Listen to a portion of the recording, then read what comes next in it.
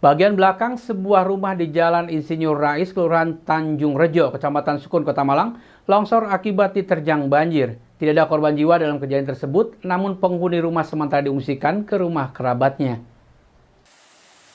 Beginilah rumah Sutina, warga Jalan Insinyur Rais Gang 15, RT 1 RW 6, Kelurahan Tanjung Rejo, Kecamatan Sukun, Kota Malang, yang mengalami kerusakan parah pada bagian dapur dan kamar mandi.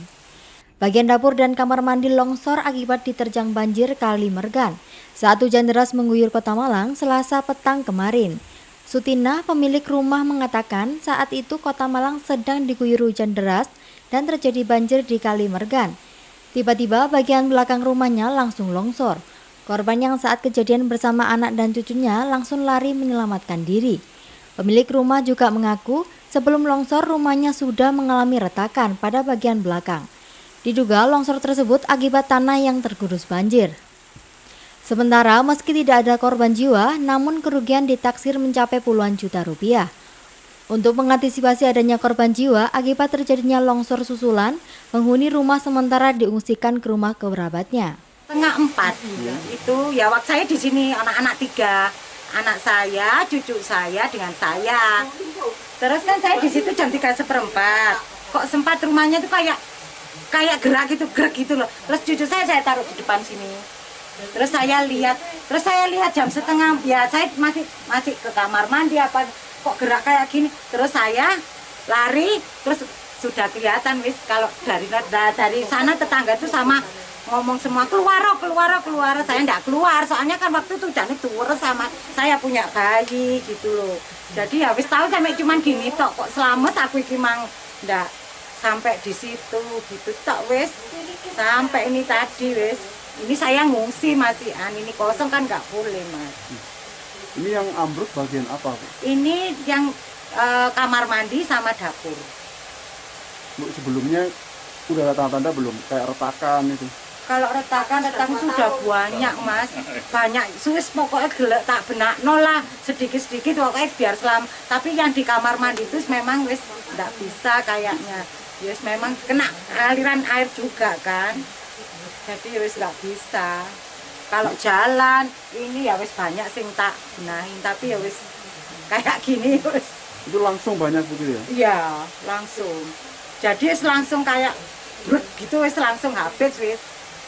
Tapi posisi kan saya orang 3 di sini gitu loh. Anak saya di situ tapi saya tarik semua. Terus saya keluarnya di sini saja mek nunggu. Iki kok mosok ambruk meneh gitu. Wong saya mah bayi posisinya hujannya deres. Gitu. Bu, untuk sementara tinggal di mana ini? Saya tinggal di rumah bapak saya di Bandulan. Simon Alfredo melaporkan. Dinas Kesehatan Kota Malang bekerjasama dengan Dinas Pendidikan rutin melakukan tes swab antigen secara acak bagi guru dan siswa di sejumlah sekolah di Kota Malang. Tes swab dilakukan sebagai antisipasi adanya klaster baru persebaran COVID-19 di sekolah. Seiring dengan menurunnya kasus COVID-19 di Kota Malang, banyak sekolah mulai melakukan pembelajaran tatap muka. Namun pembelajaran tatap muka masih menerapkan sistem 50% sesuai dengan surat edaran Wali Kota Malang. Untuk itu, mengantisipasi adanya klaster baru persebaran COVID-19 di sekolah, setelah adanya pembelajaran tatap muka yang dimulai September lalu, Dinas Kesehatan Kota Malang terus menghimbau pihak sekolah agar selalu memperhatikan protokol kesehatan selama pembelajaran tatap muka berlangsung. Selain menghimbau pihak sekolah untuk memperhatikan protokol kesehatan, Dinas Kesehatan Kota Malang juga melakukan tes swab secara acak bagi guru dan siswa. Kepala Dinas Kesehatan Kota Malang, Dr. Husnul Muarif mengatakan bahwa pihaknya bekerjasama dengan Dinas Pendidikan Kota Malang, terus mengingatkan pihak sekolah dalam hal ini tenaga pendidik dan pendidikan untuk tetap memperhatikan protokol kesehatan di sekolah, dengan mengantisipasi titik yang berpotensi adanya kelonggaran protokol kesehatan. Kepala Dinas Kesehatan menambahkan bahwa Dinas Kesehatan dan Dinas Pendidikan Kota Malang bekerjasama dengan melakukan swab antigen secara acak bagi guru dan siswa. Tes swab secara acak bagi guru dan siswa yang dilakukan dalam waktu tertentu agar mengantisipasi adanya klaster baru di sekolah setelah adanya pembelajaran tatap muka. Sementara terkait ketersediaan alat swab test, Kepala Dinas Kesehatan mengatakan bahwa Dinas Kesehatan menyiapkan sebanyak 12.000 alat swab yang digunakan untuk swab guru dan siswa di Kota Malang. Hubungan dengan satu guru tenaga pendidik atau kependidikannya, ya, dari administrasinya sampai semua yang berhubungan dengan yang ada di sekolah, cleaning service-nya, kemudian juga security-nya itu kan juga berperan pada saat bidding itu. Ya. Nah, berperan di mana? Di titik-titik yang menjadi potensi adanya protokol kesehatannya menjadi longgar, waktu istirahat, ya, kemudian mungkin waktu bergantinya jam pelajaran. Nah itu sehingga kami dengan Dignas itu selalu berkoordinasi, ya. Tetap pedomannya adalah surat edaran wali kota dan juga saran daripada wali kota yang kemarin ke beberapa sekolah sudah ditekankan, misalnya SMP 20, ya, kemudian di SD mana tuh di Jalan Jakarta itu percobaan 1, ya. Nah itu sudah sampaikan, Pak Wali nyampaikan sesuaikan dengan kemampuan yang ada di sekolah. Lalu untuk swab acak guru dan siswa, Dok? Ya, swab acak tetap kita laksanakan karena bagaimanapun juga pembelajaran tatap muka ini jangan sampai menjadi klaster tersendiri nanti di Kota Malang. Kami sudah koordinasi dengan Kadiknasnya ataupun di Kabid Pendidikan Dasar Menengah, lupa kemarin, itu kita sudah koordinasi. Jadi mana yang harus kita laksanakan waktu tertentu itu untuk pengambilan swab dari murid, guru, dan juga yang ada di sekolah. Untuk alat swabnya, Dok, total berapa dan saat ini? Cukup, insya Allah 12.000 kita sediakan untuk yang swab anak sekolah. Simon Alfredo melaporkan.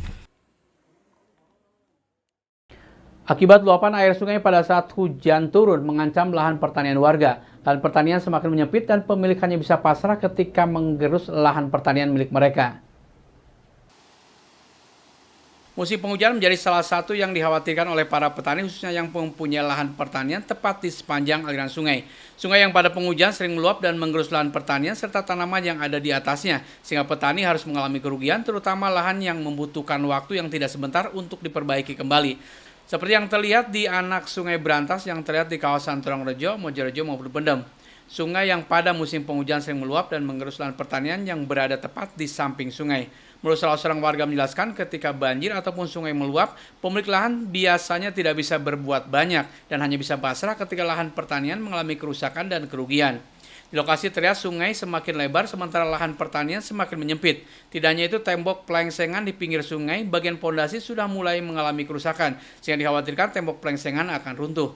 Banyak pihak berharap pengawasan dan pemantauan sungai lebih ditingkatkan ketika musim penghujan untuk mengantisipasi dan meminimalisir dampak yang terjadi. Jadi kalau hujan besar, Pak? Oh, besar. Ya.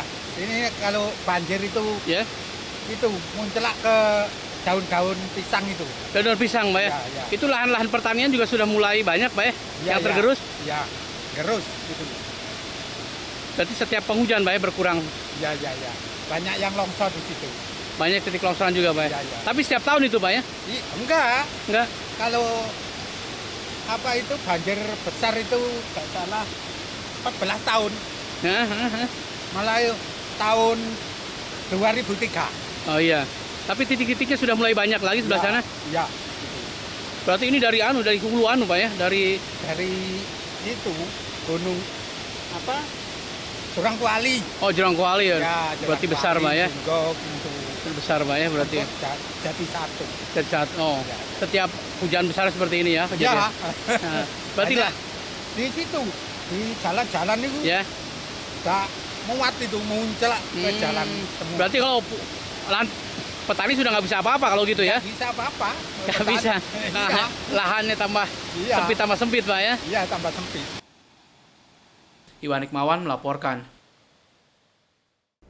Terima kasih Anda masih bersama kami Info 7 Malang Raya. Akibat meningkatnya volume sampah dan belum diimbangi dengan peningkatan jumlah pengangkutan, serta kondisi hujan sehingga sampah menjadi basah berdampak pada menumpuknya sampah dan tidak terangkut di TPS Tegalwaru Dau, Kabupaten Malang. Pihak pengelola berusaha agar sampah tidak sampai meluber keluar TPS. Beginilah yang terlihat di salah satu TPS di kawasan Tegalwaru Dau, Kabupaten Malang. Tumpukan sampah sudah mulai meluber keluar TPS akibat meningkatnya volume sampah. Meningkatnya volume sampah ini karena berkaitan dengan musim kegiatan syukuran maupun acara pernikahan yang sedang ramai di masyarakat dan juga kondisi penghujan. Pada musim kemarau, sampah yang biasanya sebagian dibakar untuk mengurangi volume, tetapi pada saat penghujan, sampah basah dan tidak dapat dibakar. Menurut salah seorang pengolah sampah di TPS tersebut menjelaskan, untuk pengangkutan lancar seperti biasa hanya saja masih belum ada penambahan jumlah pengangkutan, sehingga sampah masih belum terangkut dengan maksimal. Di lokasi terlihat tumpukan sampah sudah keluar dari area TPS dan menumpuk di jalan masuk. Petugas melakukan pengaturan agar sampah tidak sampai meluber ke jalan sehingga bisa mengganggu pengguna dan aktivitas warga lainnya. Sekarang kan satu musim penghujan Iya. dan lagi kegiatan di ini perkampungan kan Masyarakat. Nah, masyarakat nih semakin apa ya? Banyak. Adatnya kan musim orang Nikahan. Jawa kan punya hajat. Nah, Oh, gitu-gitu ya. bulan seperti ini kan kemungkinan banyak orang punya hajat, jadi volume sampah nggak bisa diprediksi lagi. Kemudian sampah biasanya masih bisa dibakar biasanya ya. Sekarang sudah Ya, nah, biasanya kalau musim kemarau masih bisa dibantu Untuk mengurangi ya. untuk mengurangi dengan jalan dibakar. Tapi untuk sementara ini tidak bisa karena posisi sampah dominan sampah basah. Pak, penambahannya, kenaikannya berapa persen Pak dibanding kondisi normal ini Pak? Kalau untuk kondisi normal biasanya kan sekitar 70-80%. Nah, sekarang bisa mencapai 100 lebih. 100 lebih Pak. Nah, Pak, ini cuma dari wilayah mana ini? Ini dari lingkup Tegalwaru. Tegalwaru aja Pak ya? Tegalwaru. Iwan Hikmawan melaporkan. Turunnya kembali harga jual apel di tingkat petani berdampak pada kerugian petani karena biaya yang dikeluarkan tidak sebanding dengan harga jual. Turunnya harga jual apel ini salah satunya karena banyaknya buah di pasaran. Beginilah yang dirasakan para petani apel di Kota Batu, berbeda dengan beberapa puluh tahun yang lalu, di mana bertani apel masih menjadi pilihan petani di Kota Batu selain sayuran dan bunga. Tetapi saat ini petani apel mulai beralih ke tanaman lain karena tingginya biaya yang harus dikeluarkan.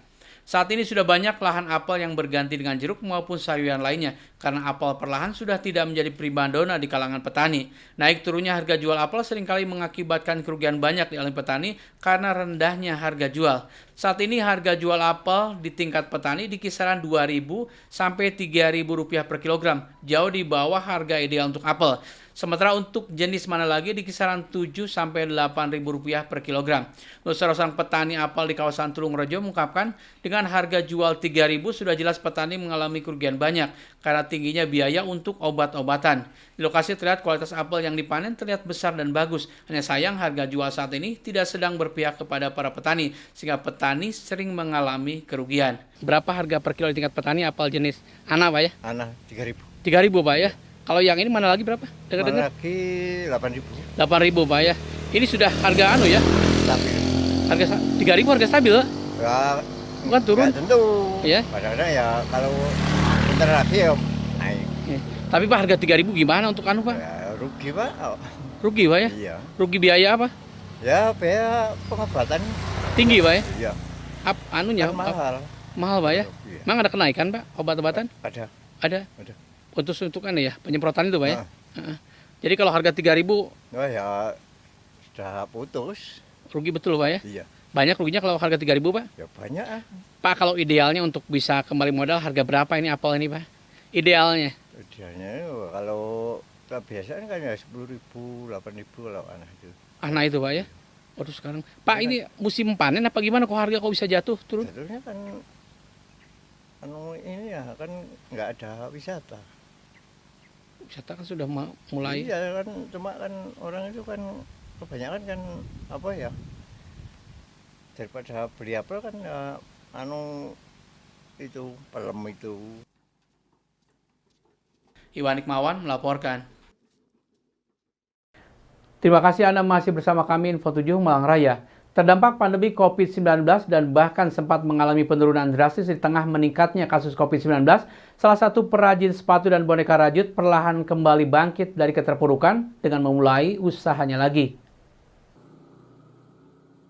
Di teras rumahnya di kawasan Buring, Kota Malang inilah Tipuk Eko Edi Agustiningrum. Usahanya kembali setelah sempat terhenti akibat pandemi COVID-19. Tipuk mencoba berusaha bangkit di tengah pandemi COVID-19 dengan mencipta kreasi unik seperti sepatu dan boneka rajut.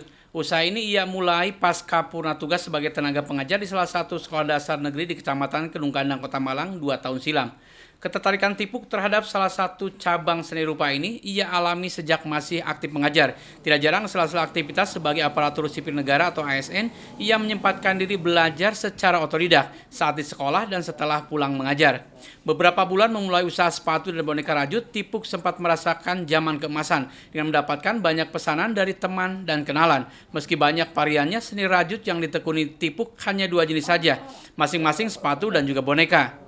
Biasanya Tipuk menjual karyanya berdasarkan desain dan tema yang ia ciptakan. Namun sejalan dengan banyaknya pesanan, Tipuk mulai membuka diri membuat sesuai dengan pesanan konsumen. Untuk hasil produksi dijual dengan harga yang cukup murah antara Rp50.000 hingga Rp200.000 per item. Permintaan pasar selain dari sejumlah daerah di Indonesia juga datang dari beberapa negara luar negeri seperti Timur Tengah. Berawal dari hobi, kemudian saya mempersiapkan diri kegiatan apa setelah pensiun. Nah, rajut ini yang saya tekuni, baik itu amigurumi maupun sepatu rajut. Selain 2 itu ada lainnya? Ada. Saya bikin tas, dompet, dan hiasan dinding. Semuanya itu memang Ibu fokuskan untuk seni rajutnya atau seperti itu? Iya, yang lebih utama dari seni rajutnya. Dalam sehari biasanya Ibu bisa memproduksi berapa barang? Kalau untuk amigurumi besar itu 2 hari 1 amigurumi atau 1 boneka. Kalau sepatu rajut itu 8 jam saya bisa selesaikan dalam waktu itu. Ibu, kalau harganya itu antara berapa sampai berapa? Untuk harga sepatu antara 150 sampai 200.000.